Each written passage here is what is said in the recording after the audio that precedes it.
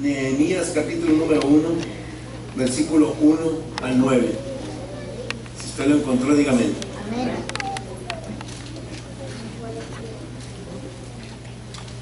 Gloria a Dios. Nehemías capítulo número 1, versículos 1 al 9.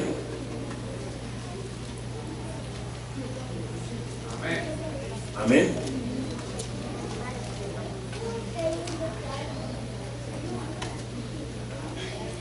Recuerden, mientras que los hermanos se encuentran su Biblia, acuérdense que el martes tenemos el culto con nuestro hermano Zapata. Así que si usted puede asistir, ahí está la dirección, ahí por la pizarra, ahí en el pasillo, ahí está la dirección del hermano, donde vamos a tener el servicio a las 7 de la tarde el martes. El miércoles estamos aquí para el servicio de damas a las 7:30. El viernes estamos para el servicio de jóvenes también a las 7:30.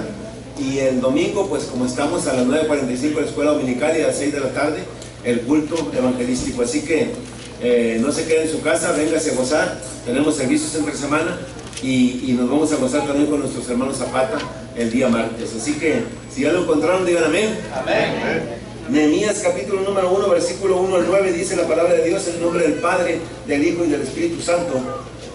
Palabra de Nehemías, hijo de Acalías. Aconteció en el mes de Quisuel, en el año 20, estando yo en Susa, capital del reino, que vino Ananí, uno de mis hermanos, con algunos varones de Judá, y les pregunté por los judíos que habitaban, que habían escapado, que habían quedado en la cautividad, y por Jerusalén. Y me dijeron: el remanente, los que quedaron de la cautividad ahí en la provincia, están en gran mal y afrenta, y el muro de Jerusalén derribado y sus puertas quemadas a fuego.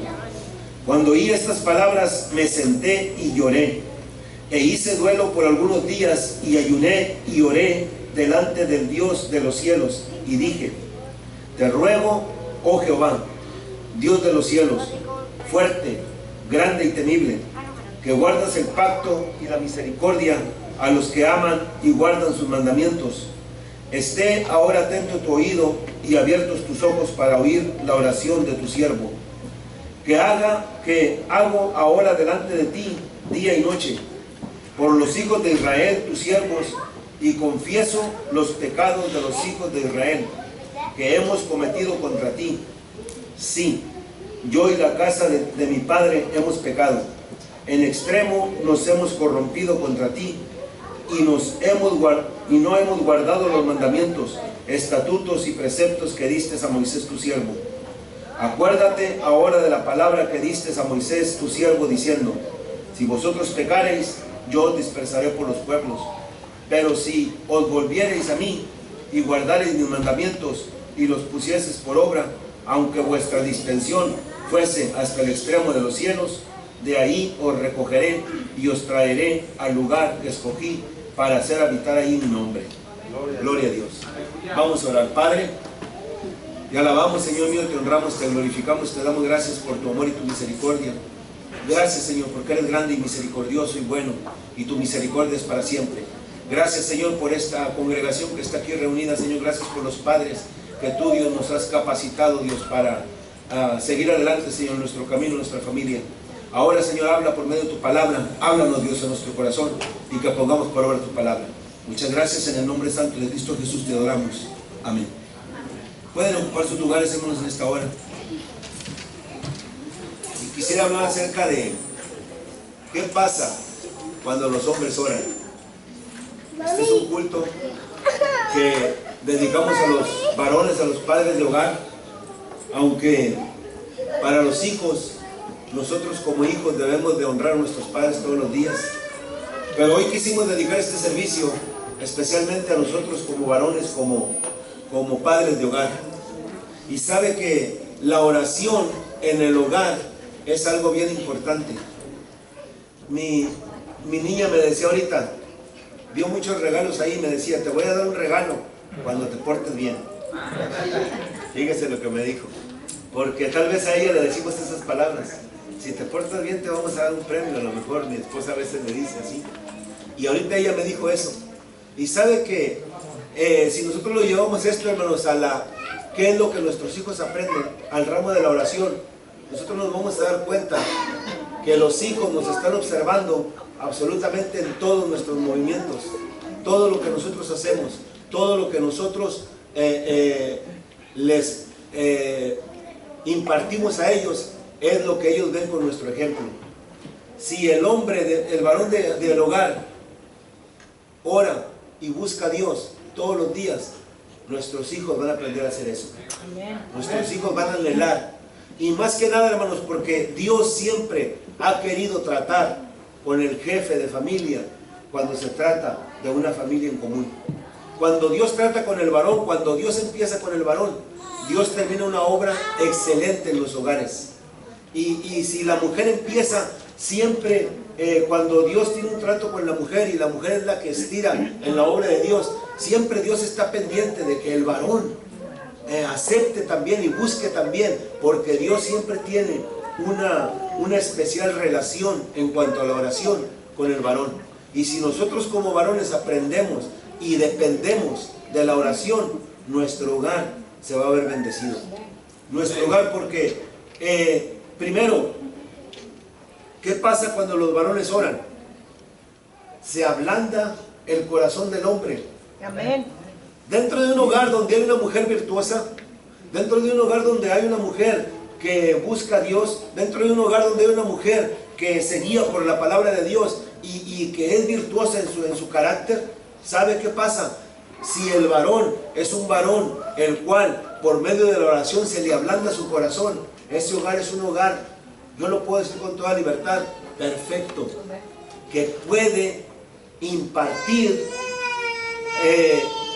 una esencia, fíjese, una esencia de amor y de libertad en el hogar, que los hijos tienen libertad para hablar con papá y con mamá de una manera extraordinaria.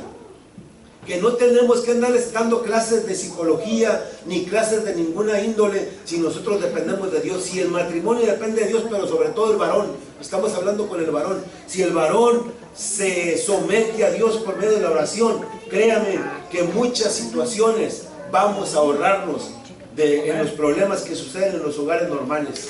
En los hogares donde no hay oración, en los hogares donde no se busca a Dios, en los hogares donde el varón no se atreve a ablandar su corazón, porque sabe que cuando nosotros como hombres, como varones oramos, cuando nosotros como hombres, como varones dependemos de Dios y nos tomamos de la mano de Dios, entonces ahí la familia es contagiada. La familia es contagiada con nuestra dependencia de Dios, con nuestra oración, con la forma como nosotros oramos. La familia es contagiada y las relaciones familiares y matrimoniales vienen a ser mucho mejor.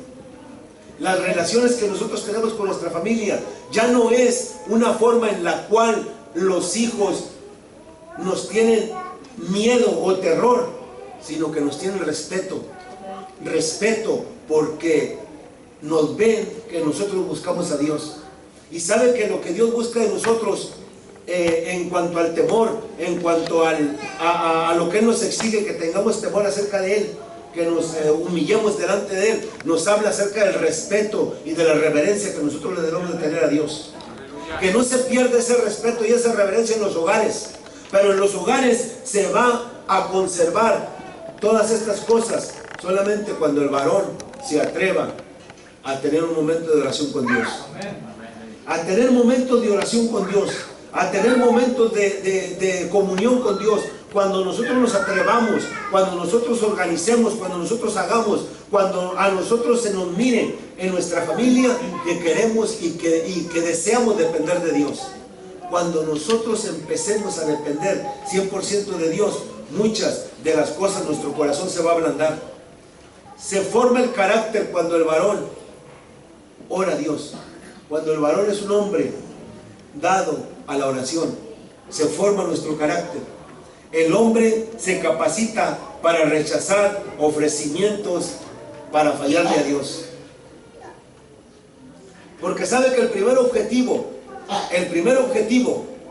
de las personas que nos conocen a nosotros como inconversos, cuando nos convertimos a Dios, el primer objetivo es sacarnos de esa creencia. Amén. Que ya no creamos en Dios.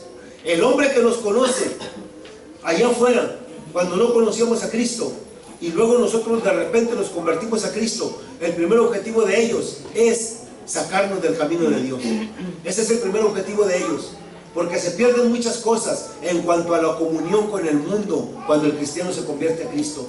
Se pierden muchas cosas, y el hombre lo que quiere es que nosotros abandonemos el camino de Dios. Entonces, cuando nosotros nos metemos con Dios, cuando nosotros empezamos a orar, el carácter nuestro se forma para que nosotros rechacemos todas esas invitaciones, para que nosotros podamos rechazar. Es que, hermanos, nosotros tenemos la autoridad de parte de Dios para rechazar cualquier ofrecimiento para dejar el camino de Dios.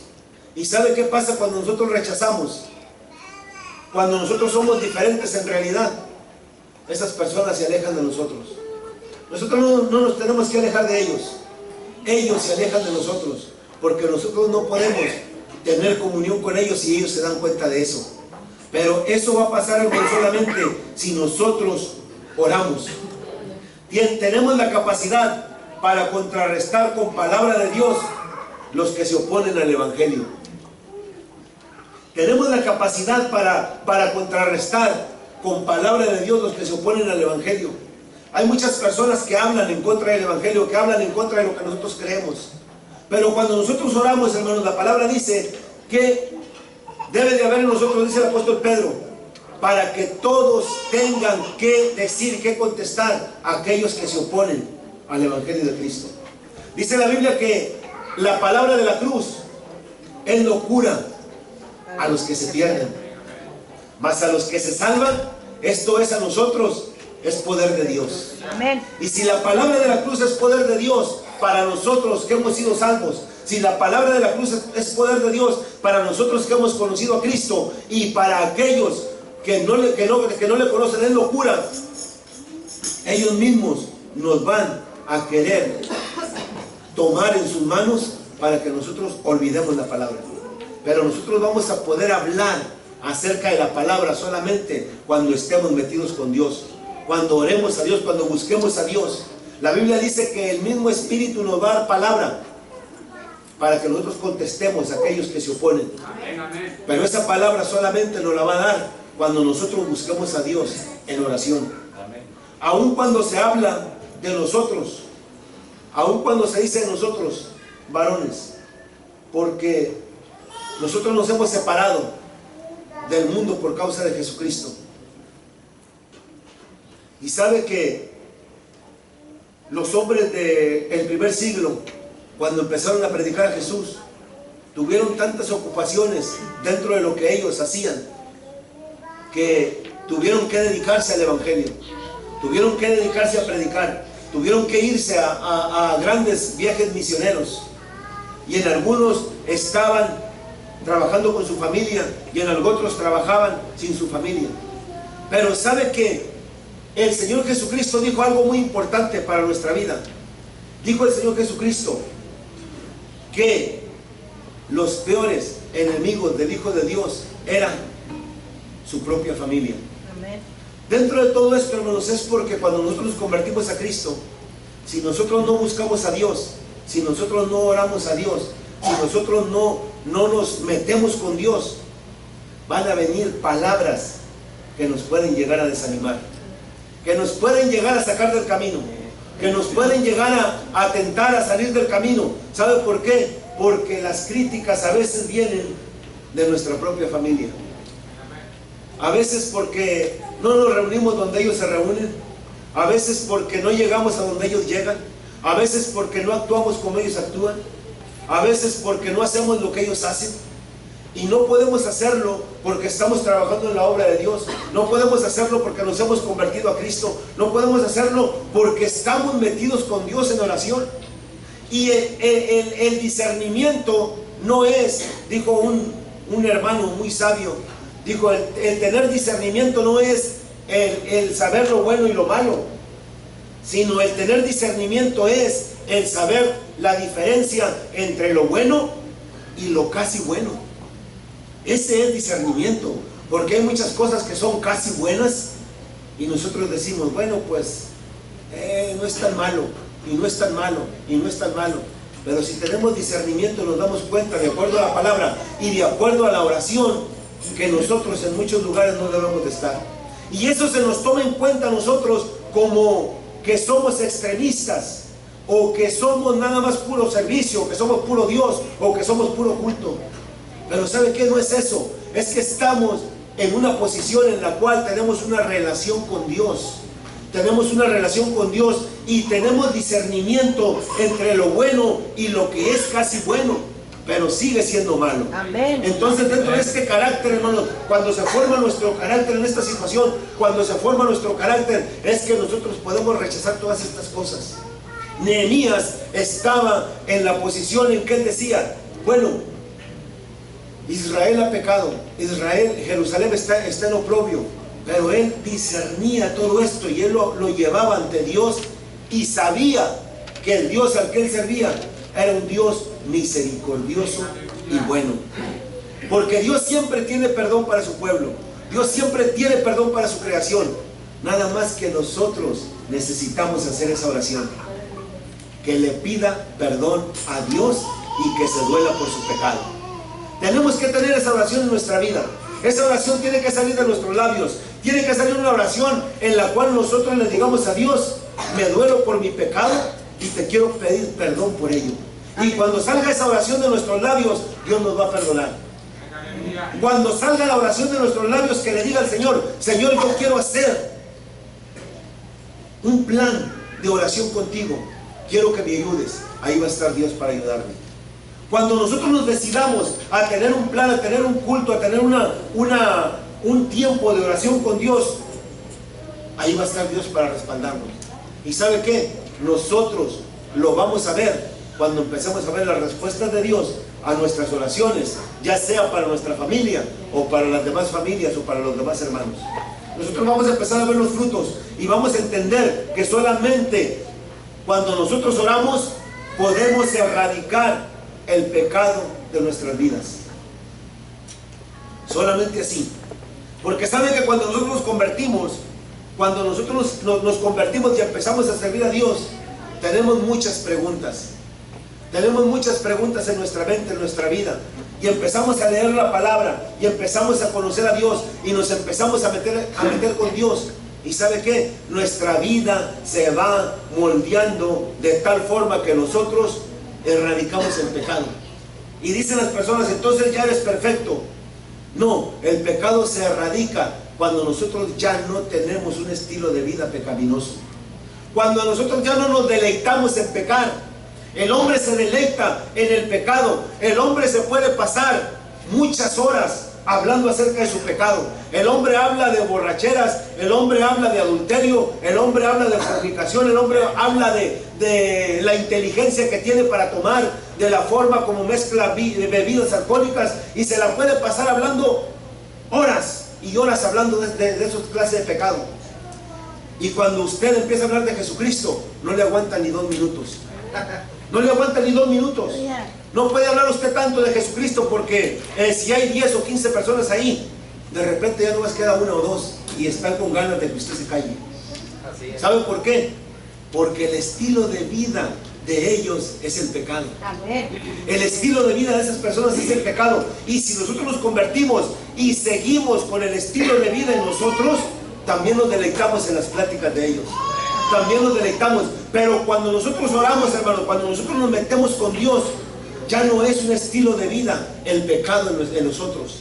Ya no dependemos del pecado para poder sobrevivir. Ya no dependemos del pecado para poder ser felices. Ya no dependemos de nada. Ya no nos emociona los pecados que antes nos emocionaban. Porque a veces es una necesidad en nuestra vida. La necesidad en nuestra vida de estar pecando. Una vez un hombre dijo, yo ando con otra mujer y no, es más, ni siquiera me pasa como amiga, pero nomás es el gusto de pecar. El gusto de pecar solamente. ¿Sabe que así está el hombre? El hombre está simplemente atado a un estilo de vida de pecado que lo hace depender de eso. No puede vivir, no tiene paz en su corazón si no peca. No tiene paz en su corazón si no hace una cosa mala, si no hace caer a alguien. Y así lo dice la Biblia. Aleluya. Y sabe que que es necesario, varones, que nosotros nos metamos con Dios para erradicar este estilo de vida de nosotros. Que ya no dependamos nosotros del pecado para poder sobrevivir. Que ya no nos deleitemos tampoco en los pecados de otros para poder pasarla bien. Tenemos que entender y comprender que por medio de la oración y por medio de conocer a Dios, por medio de su palabra, nosotros vamos a identificar inmediatamente y nos va a doler en nuestro corazón. No vamos a deleitarnos en el pecado de nadie, mucho menos lo vamos nosotros a cometer. Aleluya. Y sabe que no nos escandalizamos de aquellos que pecan, no nos escandalizamos de aquellos que están en el mundo. Dijimos anteriormente que nada más estamos dispuestos a estar predicando la palabra y que la oración que se hace pidiendo perdón a Dios no se hace en vano. Dios está escuchando cuando usted le pide perdón a Dios.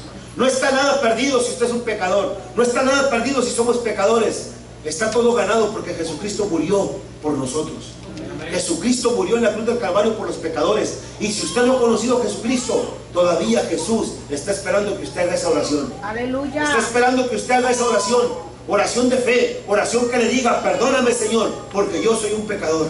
Y cuando hacemos esa oración, Dios está ahí para escucharnos. Amén. Por eso es que Nehemías dijo: acuérdate de lo que dijiste, que si nosotros pecásemos, hablando del pueblo de Dios, y si veníamos a ti, tú nos ibas a dispersar, pero si veníamos a ti pidiendo perdón, tú nos ibas a perdonar. Y Nehemías sabía que Dios estaba cerca para escucharlo. Por eso es que cuando los hombres oran, reconocemos que Dios es soberano sobre nuestras vidas. Y lo que hablábamos en la mañana, sobre esa soberanía nosotros dependemos. Y nosotros vamos a crecer, nosotros vamos a dar, nosotros vamos a entender y a comprender lo que Dios está haciendo en nuestra vida, solamente cuando nosotros estemos en oración. No importa la circunstancia, no importa lo que esté pasando, nosotros vamos a saber que Dios está obrando en nuestra vida. Nosotros vamos a saber que Dios nos está preparando para un ministerio. Nosotros vamos a saber que Dios nos está preparando para que nosotros desarrollemos los dones que Él ha puesto en nuestra vida. Nosotros vamos a saber que Dios está trabajando para levantar a nuestra familia en victoria, para levantar nuestra vida, para levantar nuestra persona. Nosotros lo vamos a saber, y cuando nos acojamos a la soberanía de Dios, nosotros vamos a entender y a comprender que Dios está en medio de la situación que estamos viviendo. Le vamos a poder darle la gloria a Dios. Le vamos a poder dar la gloria a Dios solamente cuando estemos de rodillas orando y buscando a nuestro Dios. ¿Qué pasa? Dije, cuando los hombres oran, se da dirección y propósito a la vida. Eso es lo mejor que nosotros como padres quisiéramos para nuestros hijos. Eso es lo mejor que el Padre Celestial quiere para sus hijos. Nosotros como varones, como hombres de hogar, quisiéramos darles la mejor dirección a nuestros hijos y que nuestros hijos entendieran cuando nosotros les estamos dando instrucciones, cuando nosotros les estamos hablando. ¿Y sabe qué? Eso es lo que Dios quiere de nosotros como varones. El propósito y la dirección que Dios nos quiere dar es la mejor. La dirección que Dios quiere darnos, no solo para usted como padre de familia, sino para todos los de nuestra casa. Absolutamente para todos.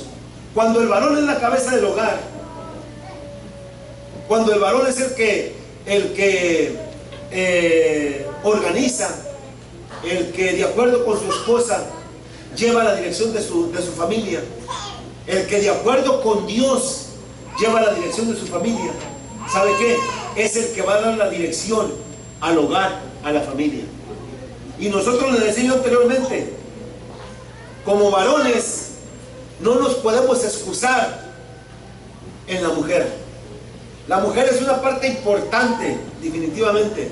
La mujer es una parte importante porque la mujer es la que pasa más tiempo con los hijos. La mujer es la que pasa más tiempo con los hijos.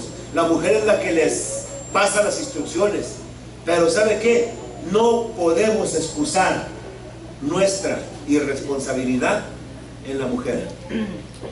Cuando Dios llegó con Adán y le dijo: ¿por qué comiste del fruto que te dije que no comieras? Dijo: pues es que la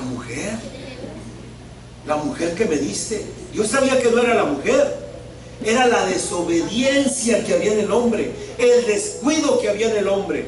No podemos excusarnos en la mujer, no podemos excusarnos en el pecado, no podemos excusarnos en el diablo. Nosotros tenemos una responsabilidad delante de Dios, y si nosotros dependemos en oración de Dios y nuestra familia la ponemos todos los días en oración, la tentación, la prueba, las luchas van a llegar, pero nosotros vamos a poder estar firmes, con carácter delante de Dios, dando dirección a nuestra vida, sabiendo cuál es la dirección que Dios le quiere dar a nuestra vida, entendiendo cuál es la dirección. No tiene la culpa nuestra esposa, no tiene la culpa nuestros hijos, nuestro descuido. Nosotros como varones, si estamos bien metidos con Dios, vamos a entender que ese fruto no lo podemos comer. Aleluya. Vamos a entender que el mandamiento de Dios es: no comas del fruto. Vamos a entender que el mandamiento de Dios es: direcciona a tu familia, mira a tu familia, ora por tu familia. Vamos a entender cuál es el propósito de Dios para nuestra vida. Solamente si estamos dentro de un plan, de una relación con nuestro Dios. Si estamos descuidados, tenemos muchas excusas, pero ninguna es válida delante de Dios. Tenemos necesariamente que darle la oportunidad a Dios que dé dirección y propósito a nuestra vida. Usted se ha preguntado, varón, ¿cuál es su propósito en su vida? ¿Qué es el propósito que usted tiene en esta vida? Con su familia, con su esposa, con sus hijos. ¿Cuál es el propósito por el que usted se casó? ¿Cuál es el propósito por el que usted es padre? ¿Cuál es el propósito por el que usted está en su hogar con su esposa, creciendo unos hijos? ¿Cuál es el propósito de usted en la vida? ¿Qué es el anhelo de su corazón para sus hijos, para su matrimonio y sobre todo su relación con Dios? ¿Cuál es el propósito? Si aún no tiene un propósito en su vida, si usted ha dejado su vida a ver qué es lo que sale, ay, a ver qué sale, ay, a ver cómo salen mis hijos, ay, a ver cómo salen mis hijas, si así lo ha dejado, es tiempo de que haga un propósito en su vida hoy. Amén. Que tenga una dirección hoy, que escoja una dirección, que usted diga: este es mi propósito en mi matrimonio, este es mi propósito con mis hijos. Yo no quiero que mis hijos vayan por ahí, yo no quiero que mis hijos vayan por acá, yo quiero darles esta dirección. Empecemos por nosotros mismos. Si lo hemos hecho así, si hemos empezado por nosotros, entonces continuamos, que Dios nos lleva hacia el verdadero propósito y hacia la verdadera dirección. Vamos a llegar en victoria, vamos a llegar pidiéndole a Dios que nosotros tengamos una relación con Él primero, para poder tener una relación con nuestra familia. Así que, si usted no ha hecho una decisión de aceptar a Jesucristo como Salvador personal, hágalo hoy. Y si usted no ha hecho una decisión de tener una comunión con Dios íntima, un plan de oración, un plan de lectura de la palabra, de conocer a Dios, hágalo hoy. Hágalo hoy, porque hoy es el día de salvación. Hoy es el día en que debemos clarear con Dios para que nuestra vida tome una dirección y un propósito. Dios le bendiga, Dios le guarde. Vamos a ponernos de pie en esta hora y vamos a darle gracias a Dios. Vamos a orar a Dios por su presencia con nosotros. Si usted no ha hecho una decisión de aceptar a Cristo, hoy es el día. Si usted quiere aceptar a Cristo, no le dé vergüenza, no es vergüenza aceptar a Cristo, es un privilegio. Pase al frente y podemos orar por usted.